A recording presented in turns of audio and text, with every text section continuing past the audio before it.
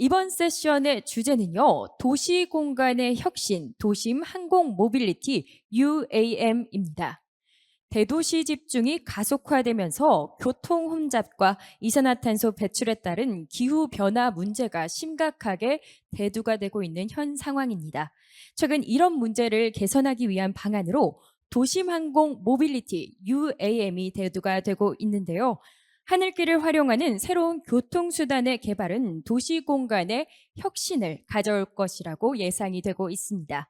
이번 세션에서는 도심 항공 모빌리티가 차세대 교통수단으로 자리매김하기 위한 기술적, 정책적 방안을 논의해보는 뜻깊은 시간 갖도록 하겠습니다. 이번 세션은 백용순 한국전자통신연구원 입체통신연구소 소장님께서 좌장을 맡아주시고요. 에릭 앨리슨 조비 에비에이션 부사장, 이상엽 LG U+ CTO, 김승호 한국항공우주연구원 항공연구소 소장께서 발표와 토론에 참여해 주시겠습니다. 그럼 네 분을 무대 위로 모시도록 하겠습니다. 힘찬 박수로 환영해 주시기 바랍니다.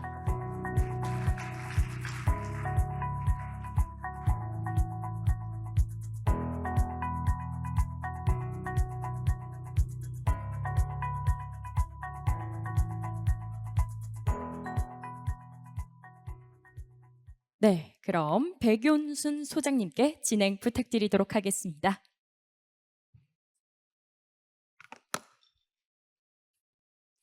예, 안녕하십니까. 저는 한국전자통신연구원 입체통신연구소장을 맡고 있는 백용순입니다. 이번 도시 항공 모빌리티 세션의 좌장을 맡게 되었습니다. 아까 사회자분께서 말씀하신 대로 도시화에 따른 교통정체라든지 이런 여러 가지 문제들을 해결하기 위해서 최근 UAM이 굉장히 각광을 받고 있습니다. 우리나라에서도 2001년서부터 KUAM 그랜드 챌린지라는 것이 시작이 돼서 2025년도 상용화를 목표로 지금 현재 추진이 되고 있고요. 오는 7월에 시작되는 파리 올림픽에서도 드골 공항을 포함해서 총 5개의 버티포트가 설치가 돼서 에어택시 서비스를 제공한다고 합니다. 이렇게 빠르게 발전하고 있는 UAM 관련된 내용을 오늘 전문가 3분을 모시고 발표를 듣도록 하겠습니다. 일단 연사분들을 제가 먼저 소개시켜 드리고요. 예, 먼저 조비 에비에이션 부사장님인 에릭 앨리슨 씨입니다. 예, 그 다음에 LGU 플러스 CTO 이상엽 박사님이십니다. 그 다음에 김승호 한국항공우주연구원 항공연구소장님 되시겠습니다. 사실 제가 작년도에 차세대 통신 세션에서 좌장을 한번 했었거든요. 근데 작년도에는 좌장이 10분 동안 발표를 하는 게 있었어요. 그래서 제가 처음 여기 좌장 의뢰를 받았을 때 발표를 해야 되는 줄 알고 발표 자료를 준비를 했는데 저한테 주어진 시간이 딱 5분이라서 아주 간단하게 제가 준비한 내용을 먼저 말씀을 드리고 그리고 발표자분들 발표를 듣도록 하겠습니다. 지금 자료에서 보시는 것처럼 오늘 아마 오전에 세션을 들으신 분들은 들으셨을 텐데 지금 우리가 이제 5G가 시작된 지 5년이 지났는데 현재는 또 6G를 준비를 하고 있습니다. 근데 통신이 10년마다 한 세대가 지나가지만은 실제로는 서비스 측면에서 보면은 20년이 한 텀이라고 보시면 됩니다. 그래서 1, 2세대에는 주로 음성 서비스를 했다고 하면은 3, 4세대는 데이터, 인터넷 이런 것들이 서비스가 주를 이뤘고요.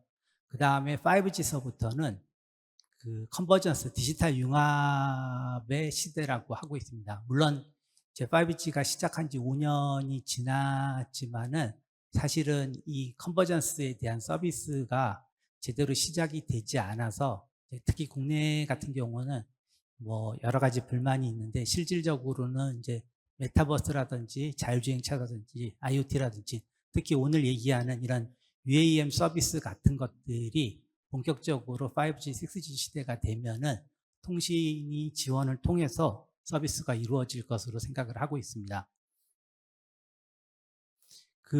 저희가 이제 저는 사실은 UAM 전문가는 아니고 통신을 하는 사람이기 때문에 일단 지금 현재 UAM에서 어떤 제어나 통신을 위해서 어떤 주파수가 사용이 되고 있나를 살펴봤는데요. 현재는 사실은 UAM에 대해서 딱히 주파수가 정해진 게 없습니다. 현재 저희 KUAM 그랜드 챌린지에서는 5G의 3.5기가대역 주파수를 가지고 일단 테스트를 하고 있고요. 현재는 과기정통부에서 보시는 대로 800메가나 1.8기가 대역에 대해서 주파수를 준비를 하고 있습니다. 그래서 현재는 지상에서 UAM에다가 통제를 하는 그런 서비스를 준비를 하고 있습니다. 근데 향후에 이제 6G가 되면 6G의 가장 큰 차이는 지상망과 비지상망이 통합이 되는 겁니다. 그래서 아까 로보틱 세션에서도 나왔지만 실제로 이런 것들이 장기적으로 봐서 자율주행을 한다든지 이렇게 가려 그러면은 서비스가 끊어지는 거는 굉장히 위험한 일이 되기 때문에 안정적인 연결을 확보를 하기 위해서는 지상망뿐만 아니라 위성망을 통해서도 연결이 되고 또 단순하게 제어나 통제뿐만 아니라 고품질의 대용량 데이터 서비스를 받기 위해서도 이렇게 발전을 할 것으로 전망이 됩니다. 그래서 저희 이제 애드리에서 지금 현재 고민하고 있는 부분은 그림에서 보시는 것처럼 이제 시밀리스한 서비스를 하기 위해서는 UAM이 버티포트에서 출발할 때는 지상망을 통해서 연결이 되고 중간에는 양쪽이 다 연결되는 듀얼 스티어링 모드로 연결이 되다가 위성은 항상 연결이 되는 그런 모양으로 됐다가 다시 착륙할 때는 지상망과 연결되는 그런 서비스를 장기적으로 준비를 하고 있습니다. 그래서 실질적으로 저희가 아까 말씀드린 대로 KUAM 초기 서비스가 2025년부터 시작될 것으로 보이는데 초기 서비스는 이제 사람이 직접 운전을 하는 그런 서비스가 될 테지만은요, 향후에 6G 초공간 통신 인프라가 완성이 되면은 점점 이제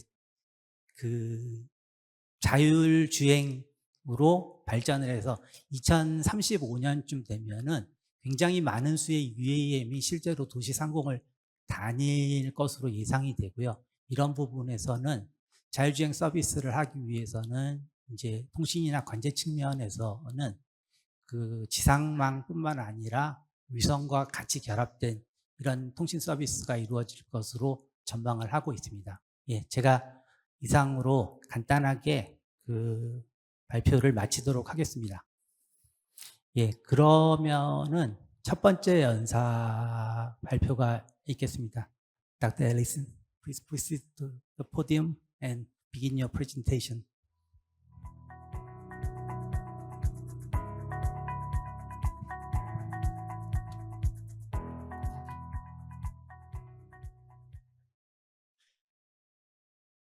Good afternoon.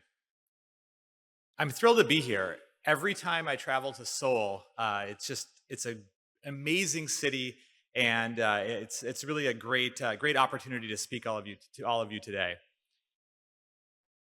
The one thing I don't like, though, when I come here is the trip from the airport to the hotel. At a recent trip, not this one because I arrived at 4 a.m., so there wasn't too much traffic today. But I was staying at a hotel around here, and that trip from Incheon to the hotel, which is something like 60 kilometers, took me almost 90 minutes, or maybe it was more than 90 minutes, which is a really long time to go a relatively short distance in the big scheme of things. But really, we have this experience all the time. The UN estimates that today, 55% of the global population lives in urban areas and projects that by 2050, over 70% of the world's population will be urbanized. So that means the choking traffic that's a problem today, and maybe an annoyance or a nuisance, will get almost unimaginably worse with time. It's not getting better.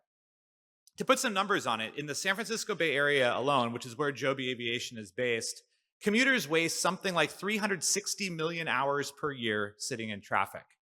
If you look at just the top 15 cities in the United States, we're talking about 4.6 billion hours wasted in traffic per year. The costs are staggering too. And it's not just the costs in dollars or money, it's the cost in the environment as well. So something like 29% of global emissions, CO2 emissions, come from the transportation sector, and passenger vehicles are a significant portion of that. But at the same time, if we take a step back, it's kind of hard to imagine a world that doesn't have cars. They're just a part of our daily life. It's something that we use all the time. But a little over 100 years ago, this is a picture from Fifth Avenue in New York City. On the left, you'd be hard-pressed to find the car in that photo. On the right is 13 years later. And you'd be hard-pressed to find the horse in that photo. Sometimes change can happen fast, and something that's extraordinary can become ordinary. I think we're on the cusp with UAM of that type of a change, that we're going to see flying cars be something that's ordinary, that we use in our everyday lives in the very near future. So maybe that trip from the airport to the hotel, instead of taking 90 minutes, could take something like 15 minutes if we're going through the air. That's what we're building at Joby Aviation. So what is Joby? Joby is actually more than one thing. We're building an aircraft to provide this mission. We're building a service to deliver that mission to people who want to use it in their daily lives. And we're building a next generation aviation company that wraps this all up. And I'll get to why that's really critical and important in just a little bit. So this is our aircraft. This is our air taxi. It's all electric, vertical takeoff and landing, 4 seats plus a pilot. As we heard in the introduction, that this will start as a professionally piloted operation. This vehicle can fly up to 320 kilometers per hour and go up to 160 kilometers on a single mission. And it's really quiet. But it's not a helicopter. Just to be clear, helicopters are outdated. Helicopters are loud and they're unreliable.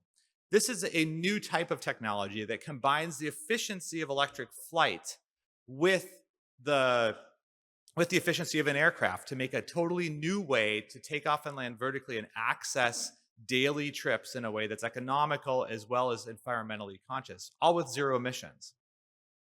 And it's quiet.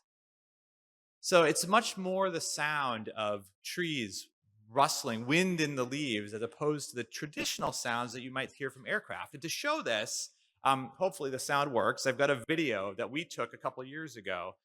This is 5 small aircraft of different kind of variations, flying over a single point with a calibrated microphone, and we fly our aircraft over it at the end. And you can kind of hear the difference tangibly.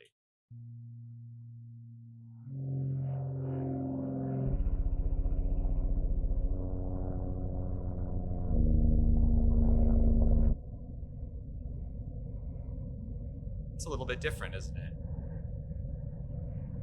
So this is the power of the new technology that we're building. But we weren't just satisfied with our own tests with a calibrated microphone this way.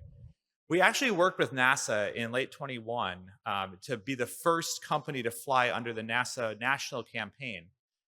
We flew our aircraft back and forth over an array of 50 microphones that NASA put out in a quiet field. In fact, they had to bring in special lawnmowers at the government rate, which was quite expensive, to mow down the grass so that you could actually hear our airplane, and the microphones would pick up the right sound. They then built a model out of this called an acoustic hemisphere that we can then take and model our aircraft in different environments and validate our design goals, showing that we have a 100 times smaller acoustic footprint compared to a typical helicopter or an equivalent helicopter, in the way we interact over cities. And in a place like New York City, where this simulation was run, this is a really big deal because there are a lot of problems with the noise caused by helicopters in the urban environment. And because our aircraft are quiet and they can fit into the environment, we can build beautiful skyports like this with minimal investment in infrastructure compared to the alternative.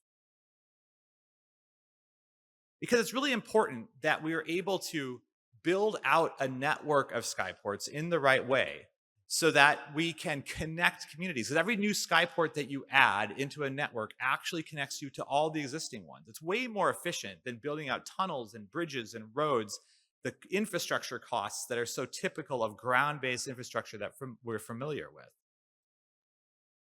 So we're going to deliver this in a service, like I mentioned, in key markets like the US and with partners in other markets. We are going to, just like you would hail an UT or a taxi today, you'll be able to hail our service in an app. So what if think about a trip like this. This is an example in New York City. So say you opened up your app and you hailed a Joby. An Uber comes and picks you up right where you are at your door, takes you to the skyport, the nearest skyport in downtown. You get on one of our aircraft right there. That's actually at the heliport in downtown Manhattan. And then we fly you to JFK to get on your flight. We land right at the terminal. You're able to drop down right off of the skyport at the terminal into the Delta Lounge and be on your way seamlessly. That trip that can take over an hour in a car can take just 7 minutes in a Joby aircraft. Fortunately, we have some great partners in our go-to-market, both strategic partners and investors in both Uber and Delta, to bring this seamless door-to-door journey to life. And it's not just New York City. We think there's incredible opportunity here in Seoul as well. In fact, there's more trips per day in Seoul than there is in the greater New York area. This is the opportunity that we have to connect cities in these new ways.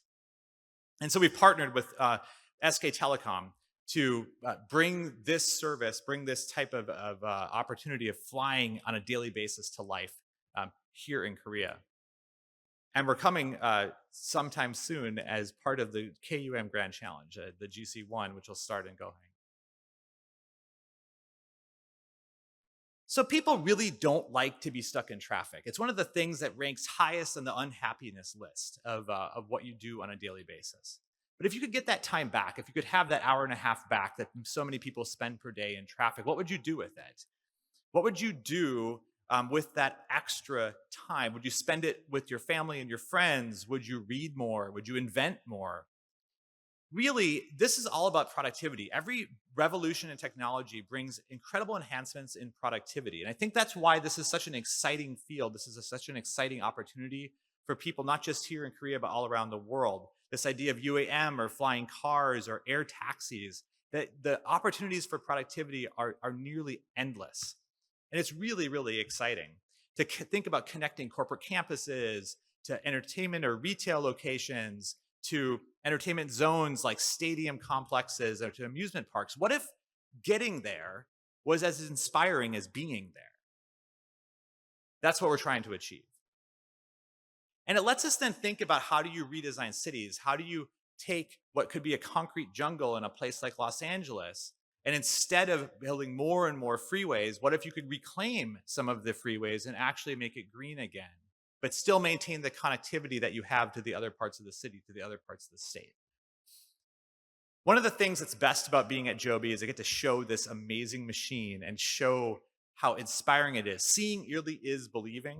And so hopefully all of you will get a chance to see and experience this sometime in the near future. It's really a magical experience to see this type of technology fly and not hear it, which is really, really fun. So in the last 12 months, we've already flown in New York City, as I mentioned. We've delivered our first aircraft to the US DoD up at Edwards Air Force Base. We're doing some initial work with them. We actually are ramping up at the end of this year to be producing one aircraft per month out of our pilot production facility in Marina, California. We're well on our way to building that aircraft, that service, and all of those pieces, all of the certification of the constituent technology that makes this next generation aviation company. And this platform actually is really, really important, because we're building this platform to certify this next generation of aircraft technology, the electrification of flight. We're starting with our air taxi, but if you take a step back and we think about contextualizing this relative to cars, we're kind of at the early days of what it was like to start in that car revolution. Because when we first started making cars and building cars, at first we built ones or twos or dozens, and then we built hundreds. And then we built thousands, and then we built tens of thousands of cars. And then we scaled up even further from there. And I really think we're at that cusp when it comes to this UAM electrified aircraft technology of that same type of growth that we saw in the automobile industry. So that dream, that opportunity to make daily flight, flying cars, getting to work or to go do something fun in an amazing new way, it's on the cusp of being real. And that's really exciting. And I think I could just end right there, but I don't want to end there because I want to say one more thing about what's amazing about this platform that we're building, because it just starts here. It doesn't end here. I think the future is going to be even more sci-fi, perhaps, than we think. Because by building this platform to certify and to electrify flight, we have an opportunity to do something really remarkable and refresh a whole new way of thinking about designing and building airplanes. We're building this capability to build, like flight computers that are smaller than an iPhone, to build these highest specific torque electric motors, which are the secret sauce when it comes to low noise flight. Joby's building all of this and all of the materials and processes to build incredibly lightweight composite aircraft. These are the fundamental capabilities that we're building out, because then we can take the next step. This is our small R&D team that we have in Germany that just last year flew the world's first piloted liquid hydrogen fueled aircraft. Liquid hydrogen is really exciting because what it does allows us to build on that idea of electrification. So all of those constituent parts that we're certifying for our air taxi are necessary for taking the next step, because when you add in a new and more energy dense fuel source like liquid hydrogen in a fuel cell configuration, you can not just connect cities, but you can start to connect regions. You can start to connect countries with a new form of emissions-free flight. That's where the future is pointing to with the foundation that we're building right now. So really, air taxis, as exciting and amazing and transformational as they are just the start. Fundamentally, we think that the most important thing is to connect people with the things that they care about the most, the people and the places that they want to be and they want to be with. So we're excited that the technology foundation we're building, whether or not it's the aircraft pieces, the service piece, or the company that rolls this all together, is able to do that, to give you the time back and to connect you with the people that you want to be with. Thank you very much.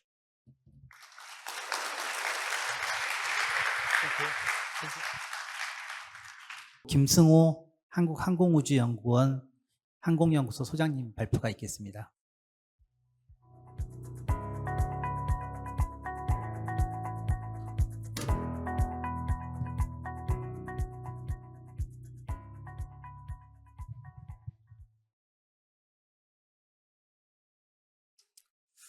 네, 안녕하십니까. 저는 한국항공우주연구원 항공연구소장 김승호입니다. 항우연은 KUAM 로드맵을 추진하기 위한 민간 협의체인 KUAM 팀 코리아의 간사기관입니다. 국토부와 함께 KUAM 그랜드 챌린지라는 실증 프로그램을 지금 운영하고 있는데요. 이 시간에는 그 실증 프로그램에 대한 개요와 현황에 대해서 소개하고자 합니다. KUAM 그랜드 챌린지의 배경입니다. UAM 상용화를 위해서는 많은 주제들을 고려해야 합니다. 여러 키워드들을 나열했는데요. 글자의 크기는 중요도 크기라고 할 수 있습니다. 그 중에서 가장 중요한 것은 역시 세이프티, 안전성이라고 할 수 있습니다. 사람이 타는 이동수단이기 때문에 안전이 가장 중요하다고 할 수 있습니다. 그 다음은 노이즈입니다. 도심에서 운용해야 되기 때문에 헬기보다 훨씬 조용해야 하겠습니다. 다음은 탄소 중립 시대를 맞이해서 친환경 전기동력, 새로운 비행체, 그리고 원활한 통합 운용, 그리고 도심 운용 환경, 그리고 기준, 그리고 사회적 수용성 등이 있습니다. 그랜드 챌린지 실증 프로그램을 통해서 이러한 이슈들을 실증해 보도록 하고자 합니다. KUAM 그랜드 챌린지의 기반이 되는 문서는 두 가지입니다. 첫 번째는 2020년에 발표된 KUAM 로드맵입니다. 그랜드 챌린지를 통해서 UAM 상용화를 위한 시험과 실증을 2020년부터 시작했습니다. 25년부터는 초기 상용화 서비스를 시작하는 것을 목표로 하고 있고 2030년부터는 성장 단계, 그리고 35년부터는 성숙 단계로 진입하는 로드맵입니다. 다른 하나는 2021년 발표된 KUAM 운용 개념서인 콘옵스 1.0입니다. KUAM 초기 단계인 2025년에서 2029년까지 이해 당사자 간의 역할과 책임, 항공교통관리 시스템과 절차를 정의한 문서입니다. 이 두 가지 문서가 실증 사업의 기반이 되겠습니다. KUAM 로드맵에 따른 그랜드 챌린지의 역할입니다. 우선 가장 중요한 안전성에 대한 평가와 통합 운용에 대한 실증을 수행하게 됩니다. 기술적 운용상의 기준 절차, 자격 요건 등을 준비하게 됩니다. 이러한 그랜드 챌린지를 통해서 기준과 절차를 모사할 수 있는 비행 및 운용 시험 데이터를 모으게 됩니다. 또한 국내 민간 영역의 R&D를 지원하고자 합니다. 다음은 KUAM 콘옵스 1.0에 따른 KUAM 그랜드 챌린지의 역할입니다. 현재 기술 성숙도와 사회적 수용성을 고려한 운영 개념에 대해 소통하고 상호 이해하려고 합니다.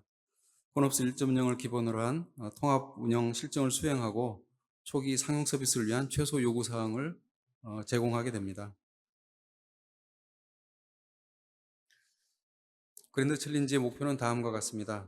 초기 상용 서비스 2025년 ICS 이전에 안전운항 기준을 마련을 위해서 도심형 항공기의 안전성 평가와 도심 운용 환경에서의 통합 운용을 실증하는 데 있습니다. 단계별 목표는 다음과 같습니다. 23년에서 24년에 수행되는 1단계에서는 eVTOL 항공기의 기본 성능, 비행 특성 및 조종성 평가를 수행하고 비도심 지역 개발지에서의 통합 운용 실증을 고흥에 있는 국가종합 비행 성능 시험장에서 수행하게 됩니다. 금년에서 내년에 수행되는 그랜드 챌린지 2단계에서는 공항, 교외 및 도시 중심 지역에서의 연결을 위한 통합 운용 실증이 이루어지게 됩니다. UAM 그랜드 챌린지의 마스터 플랜입니다. 0단계라고 할 수 있는 21년에서 23년 초반까지는 지상 인프라를 구축하고 작년에 드라이런을 수행했습니다. 그랜드 챌린지 1단계는 23년에서부터 24년 말까지 진행되고 있습니다. 2단계는 금년 8월부터 내년 6월까지 진행할 예정입니다. 25년 11월에는 초기 상용화 서비스가 시작될 예정입니다.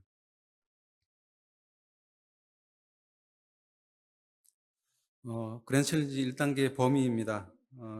첫 번째는 도심형 항공기의 안전성 평가입니다. 도심형 항공기의 그 시험하고 운용하는데 잠재적 위험성을 식별하고 평가하고 소통하게 됩니다. 또한 비행시험을 검증하기 위한 시스템, 시험 절차 및 문서를 개발합니다. 그리고 비행이 준비됐는지를 보는 플라이 레디니스에 대해서 계획 및 근거 등에 대해서 충분히 검증을 수행하게 되겠습니다. 콘옵스 1.0에 따른 통합 UAM 운용에 대한 내용은 이해 당사자 간의 역할과 책임, 회랑 설계, 관리, 그리고 항공교통관리 구조, 그리고 운영 시나리오 등을 실증하게 되겠습니다. 그랜드 챌린지 1단계가 수행되는 국가종합 비행성능시험장 조감도입니다. 오른쪽 그림은 UAM 그랜드 챌린지용 시험 인프라인 경납고, 버티포트, 계류장, 사무동 등의 전경입니다. 왼쪽 그림은 공시험장 상공에서 비행하는 프로파일을 그림으로 그린 것입니다. 노란색 선은 정상 운영 조건에서의 비행 궤적이고 파란색과 빨간색은 비정상 상황에서의 비행 궤적입니다. 그랜드 챌린지 1단계의 그 추진체계 그림입니다. 국토교통부 몰리트의 업무를 위임받아서 항우연이 주관을 하고 있습니다. UAM 그랜드 챌린지 실증 참가자는 세 가지로 분류가 됩니다. UAM 운송사업자, 그리고 교통관리 서비스 제공자, 그리고 버티포트 운영관리 사업자로 구성되어 있습니다. 이 중에 운송사업자는 해외나 국내 제조사와 연계해서 참여하게 되겠습니다. 그랜드 챌린지 시나리오 개요입니다. 이런 시나리오는 그 국내 여건 및 환경이 적합한 시나리오를 개발하고 주요 운영 주체의 역할, 기능 및 운영 절차를 설정하는 데 있습니다. 선정된 기본 시나리오는 아래와 같습니다. 시나리오 1, 2는 정상 조건이고 시나리오 3에서 5는 비정상 조건입니다. 시나리오 1에서는 통합 정상 운용으로 항공기 안전성을 확인하는 시나리오이고 시나리오 2는 소음 측정을 하게 됩니다.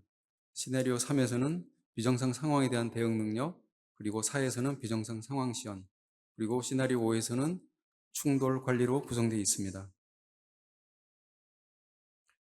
UAM 그랜드 챌린지의 도심용 항공기 안전성에 대한 타당성 검증은 보시는 이제 그림과 같습니다. 일단 저희가 기준이 있어야 되기 때문에 기준은 그 미국 인증기관인 FAA나 유럽 인증기관인 EASA 등의 UAM 그리고 군용 회전익기 관련된 인증 관련된 문서들을 참고해서 그 비행 시험으로 보일 내용과 기술 데이터로 제출할 내용들을 식별했습니다. 기본 시험인 베이직 테스트에서는 항공기 최소 성능과 비행 특성을 검증하게 됩니다. 이착륙, 상승, 하강, 수평 비행 등이 포함됩니다. 안전성, 중량 한계, 진동 등은 기술 데이터로 제출하게 되겠습니다. 운영 시험인 오퍼레이셔널 테스트에서는 UAM 비행 환경에서의 운용 성능을 검증합니다. 지상 운용이라든가 호버링, 접근 착륙, 피로액 기등 등이 있습니다. 보이시는 그림은 그 항우연에서 개발한 오파브라는 항공기를 이용해서 안전성을 시험하는 동영상입니다. 피루액 기동이라고 해서 수평을 유지하면서 회전하는 기동입니다. 항공기 자세 제어의 안전성을 보여주는 그런 기동이 되겠습니다.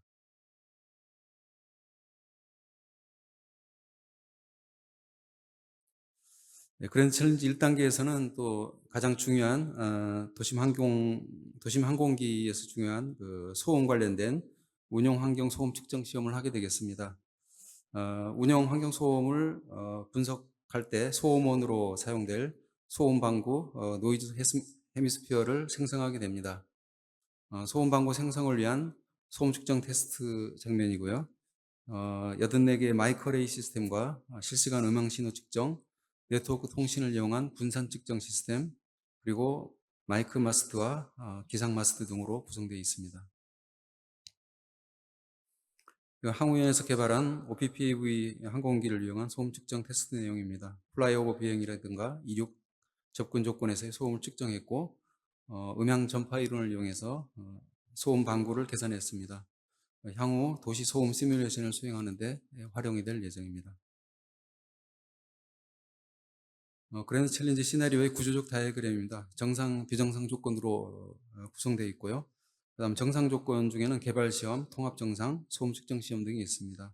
비정상에는 이제 비정상 관련된 조건들이 있고요. 이 중에 개발 시험은 이제 항우연 혼자 담당했고 나머지 시험은 항우연과 참여자가 공동으로 진행하게 되겠습니다.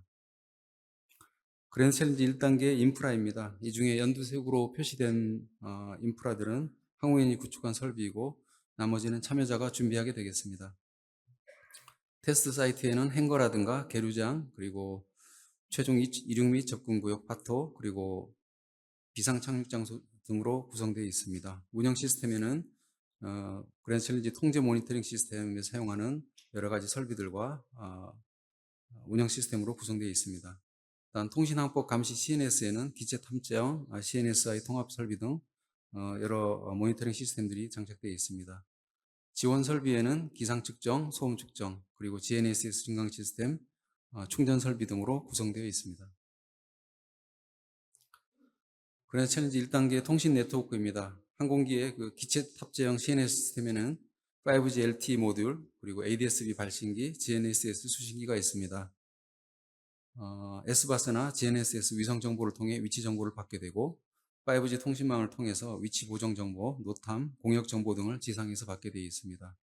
지상 데이터 네트워크는 레이더 정보, ADS-B 정보, 기상 정보, 위치 정보 등을 받고 5G망을 통해서 UAM 운항 정보라든가 UAM 감시 정보를 받게 되겠습니다.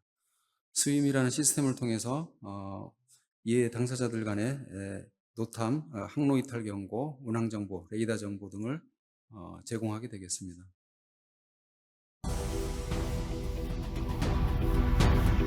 본 그림은 그 고공이 구축된 인프라 설비 전경입니다.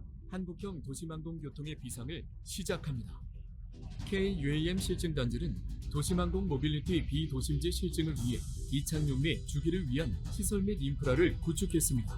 우리는 다양한 UAM 기체의 운용을 위해 버티포트를 마련합니다. 버티포트는 공항시설법 63 헬기장 설치 기준에 따른 3.2톤 15.2m급 UAM 기체를 운용, 동시에 2대씩 각각 주기 및 경납할 수 있으며 400kW급 초과압 급속 충전 시설을 갖추었습니다. 우리는 그랜드 챌린지 1단계에서 활용할 통신, 항법, 감시 환경을 개발합니다. 세계 최초의 UAM용 5G 상공망을 통해 해랑에서의 UAM 운용 상황을 모니터링합니다. 우리는 도심항공교통 운용 소음 측정 및 소음원 모델링을 위해 3차원 공간의 마이크로폰 어레이 시스템으로 소음 데이터베이스를 구축합니다. 우리는 UAM 이용 승객에게 요구되는 탑승 절차를 실증하기 위한 신속 보안 검색 등을 갖추고 UAM 어플리케이션이 연동된 최첨단 보안 검색 장비를 사용합니다. 시간 관계상 중단하겠습니다. 다음은 그랜드 챌린지 1단계에서의 참여 주체별 일정 계획입니다. 각 참여 컨소시엄은 다음과 같습니다. 통합 UAM 운영 컨소시엄은 총 6개 팀입니다. 대한항공 인천국제공항 컨소시엄, 그리고 현대자동차 KT 컨소시엄, 롯데 컨소시엄, 그리고 UAM 미트라 컨소시엄, 그리고 KUAM 드림팀, 그리고 KUM 퓨처팀. 드림팀에는 이제 조비 에비에이션이 들어있고요. 그 다음 UAM 퓨처팀은 LGU 플러스가 포함되어 있습니다. 기술시험팀에는 이제 로비고스, 캔코아 컨소시엄, 볼트라인, 파인 VT 네 팀입니다. 그 일정을 보면은 로비고스와 볼트라인이 작년에 수행했고, 대한항공과 현대차 컨소시엄이 금년 3, 4월에 수행했습니다. 5월 말부터는 이제 롯데 컨소시엄과 캔코아, 파인 VT가 수행 예정이고, 8월부터는 UAM 미트라, 9월 말에 SKT, 그리고 11월에는 카카오가 이제 예정되어 있습니다. 1단계 주요 참여 컨소시엄과 업체입니다. 도심항공교통 운송사업자와 도심항공교통사업 관리자, 그리고 버티포트 운영 관리 사업자로 구성되어 있습니다. 마지막으로 1단계에서의 주요 eVTOL 항공기입니다. 대한항공과 현대는 항우연이 개발한 1인승 유무인 비행체 오파브를 활용을 했습니다. UAM 미트라는 오토플라이트사의 프로스페리티 항공기를 활용할 예정입니다. KUAM 드림팀은 조비 에비에이션의 S4를 활용할 예정입니다. UAM 퓨처팀은 버티컬 에어로스페이스사의 VX4를 활용할 예정이었는데 이제 아처사의 미드나이트를 활용하는 것으로 이제 변경하고 있습니다. 롯데 컨소시엄은 회전익 항공기 헬기를 이용해서 수행할 예정입니다.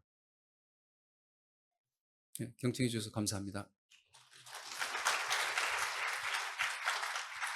예, 현재 진행 중인 KUAM 그랜드 챌린지에 대해서 아주 자세하게 소개를 해주셨습니다. 그 모든 연사분들께서 시간을 정확하게 지켜주셔서 한 15분 정도 저희가 질의응답을 할 시간을 얻게 됐습니다. 연사분들에게 감사드립니다. 제가 먼저 개별적으로 한 분씩 질문을 드리고, 그리고 플로어에서 올라온 질문을 하는 형태를 취하도록 하겠습니다. 먼저 조비 에비에이션의 앨리슨 부사장님은 지금 조비는 UAM 분야에서 세계에서 가장 선도적인 기업인데, FAA의 최종 승인 시기를 어떻게 예측을 하고, 그거 관련돼서 어떤 문제들이 해결되어야 하는지 답변을 좀 해주시기 바랍니다. Thank you for the question. So the FAA approval process is a very intense process. It is a very rigorous pre-market approval, which is what all type certification is, of the design of the aircraft. So we are working very hard at that. Our well over 1,500 people in the company, the vast majority of them are working on the certification project on a daily basis and making fantastic progress. Can't put a date on it, but we are working. This is our top priority, and working at it every day. I will say that we announced a couple months ago that we are also working with the government of the UAE, specifically in Dubai, and working with the GCAA there, which is the certifying authority in that region. And we believe that we'll be able to commercialize as early as late 25 through kind of a parallel process that we're working on with the GCA that builds on the FAA process. So that was something pretty exciting that we announced a couple months ago, and that's well underway. 예, 감사합니다. 김승호 소장님에게 그 발표에서 KUAM 프로그램에 대해서 아주 자세하게 소개를 해주셨는데, 그 지금 그랜드 챌린지 수행하면서 발견된 제일 어려운 부분이 어떤 부분이고, 그 부분이 무사히 해결돼서 25년도에 실제로 상용 서비스를 제공할 수 있는지, 그런 부분에 대해서 좀 의견 주시기 바랍니다. 예, 그랜드 챌린지가 이제 작년부터 이제 현재까지 진행되어 왔고요. 그 어려운 점이라고 한다면은 아무래도 이제 아직 완전히 완성된 그 기체들이 아니다 보니까 지금 개발 중인 기체를 가지고 실증 시험을 하고 있어서 개발 일정에 따라서 또 그 해외 업체 같은 경우는 또 그 각 자국의 인증 당국하고의 어떤 일정이라든가 이런 것 때문에 이제 일정을 정하기가 쉽지가 않았습니다. 일정들이 조금씩 그 딜레이 되기도 하고, 그에 따라 또 전체 일정을 다시 잡아야 되니까 그런 것들이 좀 어려웠고요. 그러다 보니까 이제 그랜드 챌린지 1단계하고 2단계가 좀 오버랩이 되게 됐습니다. 지금 1단계가 끝나고 2단계로 가면 좋은데 1단계를 진행하면서 또 2단계 인프라라든가 이런 것들을 이제 준비해야 되기 때문에 그러한 것들이 좀 힘든 상황이고요. 그럼에도 불구하고 이제 현재까지는 잘 이제 병행해서 진행이 되고 있고, 금년 말까지는 1단계가 잘 종료될 것으로 보이고 있습니다. 그리고 이러한 그 개활지라고 할 수 있는 고흥에서의 그런 이제 실증 사업이 잘 완료가 된 이후에 그 다음 이제 준도심, 도심으로 와야 됩니다. 실제로 이제 서울 상공에서 이제 날게 될 텐데요. 그 고흥이라는 그 이제 거기는 상당히 그 들판이기 때문에 그래도 이제 문제가 생겼을 때 문제가 별로 크지 않지만 이제 도심에서는 상당히 이제 안전이 훨씬 더 중요하기 때문에 그런 안전성 실증을 어떻게 할 것이냐, 그런 기준을 지금 이제 세우는 게 상당히 이제 앞으로 남아 있는 숙제고요. 그거를 위해서 그 외국 그 가망 인증 당국과 또 국내 항공 안전 당국이 잘 협력을 해서 그 안전할 수 있는 기준이라든가 절차 등을 잘 마무리하는 그런 문제들이 남아 있고, 그와 아울러 여러 가지 또 정책적으로 세심하게 준비를 해야 되는 그런 숙제들이 남아 있습니다. 예, 그러면은 25년도에 실제로 UAM이 우리나라 상공을 날아다닐 수 있는 걸 기대해도 되나요? 실제적으로 이제 그 유인 비행이 가능한 기체는 해외 기체가 이제 그 지금은 3가지 또는 4가지 기체가 있는데, 그 해당국에서의 그 인증 그 진행 경과에 따라 약간 영향은 받을 수 있습니다. 지금 이제 조비 에비에이션이 가장 이제 앞서가고 있는데요. 저는 이제 조비에서 잘 성공적으로 인증을 받으시고 이제 서울 상공을 날 수 있기를 기대합니다. 예, 감사합니다. 제가 지금 한 분씩 질문을 드리고 지금 플로어에서 올라온 질문들을 이렇게 보고 있는데, 아마도 UAM 관련돼서 지금 기체 확보가 제일 어려운 부분 중에 하나라서 그런지 그 조비 에비에이션의 엘리슨 부사장님에 대한 질문이 제일 많이 들어오고 있습니다. So it's kind of a two-part question. The first part is, I think, how many. Well, maybe going on the second part first, which is how many aircraft will it take to address traffic congestion? And I think that one has to think about this as a phased approach. So in the early days of the initial deployment of aircraft, it'll be relatively small scale, just like when cars were first brought onto the market. There was only a small number of cars, and they didn't displace horses. overnight. But I do think that the foundations that we're laying in terms of the technology and the operations will lead to a meaningful effect on overall utility and usage of these aircraft in the years to come into the future. And actually, taking even a relatively small percentage of traffic off roads can actually have very positive nonlinear effects on the overall congestion. So there's all sorts of positive, I think, momentum that we can build by starting a service, even if it's initially has to grow in phases. Crawl, walk, run is what we like to say. To the second question, or I guess the first question, if I'm understanding the question correctly, the question is around how many aircraft will we deploy initially. So I think that and what's the congestion in the sky. We've done some work with NASA, and we actually, I think we published, or we will publish it soon, a paper in either a NASA technical report or in a journal about this. But we did a study with NASA last year, where we looked at using in the U.S. Slight adaptations of existing air traffic control procedures, and actually showed that you could integrate a remarkable number of aircraft using existing procedures with very small differences that don't require any major rule changes, which is very important to get a service going in the early days, into an airport central terminal area, which is one of the more difficult places to operate into. So we believe that there's quite a lot of capacity in the existing systems that we can work within and actually start to integrate aircraft in a meaningful way. Thank you. 김종호 소장님한테 질문 드리겠습니다. 그 교통관리 측면에서 도심 비행 시에 꼭 해결해야 할 부분이 공약과 관련된 이슈인데, 비행 금지 구역이나 제한 구역 비행에 대해서 군과 협의하고 있는 부분이 있나요? 이 부분은 제가 정확하게는 잘 모르는데, 분명히 이제 우리나라 공역은 군 공역이 많기 때문에 당연히 군과도 협의가 있어야 될 거로 보이고, 제가 현재 진행 상태는 제가 알고 있지 못합니다.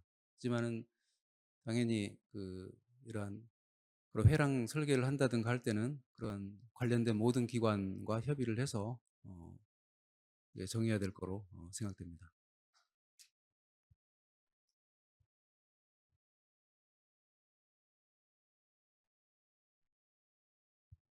Yeah. There's another question for you. So, listen carefully.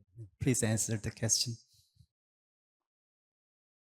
So I think that, again, the question is one of time scale. So I think one of the goals is to find ways to integrate new infrastructure into the existing infrastructure in kind of minimally invasive ways in the early days. So looking for ways to either, for example, convert perhaps an emergency use helipad into a vertiport or a skyport that could be used for UAM. So repurpose existing infrastructure, use it for a higher purpose. And then I think over time, though, as building styles, as infrastructure development adapts to this new technology, we'll see more and more creative ways that new infrastructure gets integrated into the built environment, and the types of developments that we probably can't even imagine today will become commonplace, but it will take time and through multiple iterations over time. Thank you.